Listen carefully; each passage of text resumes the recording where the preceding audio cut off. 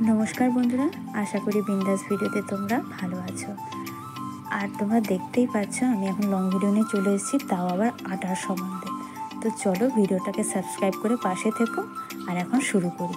Let's go.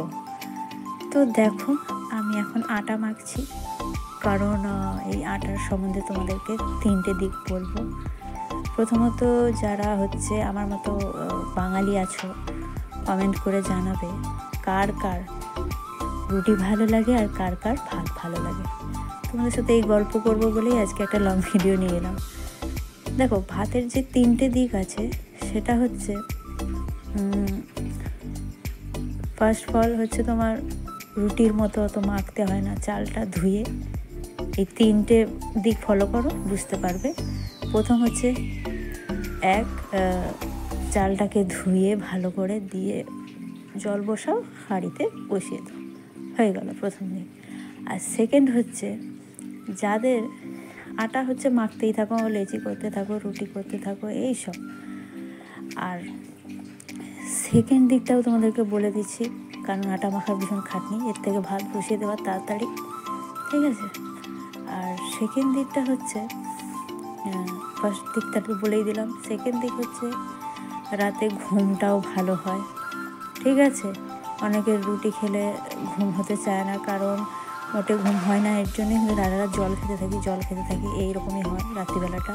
এর থেকে ভাত খেয়ে ঘুমিয়ে সত্যি শান্তি পাওয়া যায়, ঠিক আছে।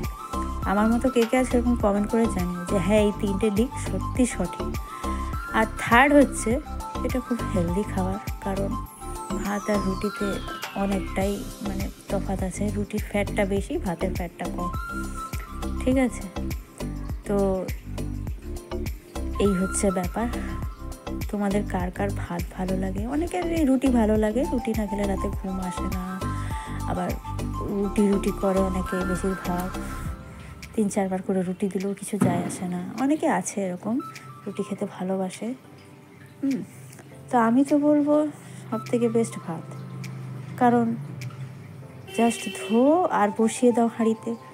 তারপরে হেলথের পক্ষেও ভালো, ফ্যাটটা কম, তারপরে একটু ঘুমও আসে। আর কটকটা রোদে একবার কোথায় গেছিলাম মনে নেই, কী খিদে পাচ্ছিল দুপুরবেলায়, তো তার থেকে একটু এই একটা হোটেলে ভাত খেলাম, যেন যে কী শান্তি।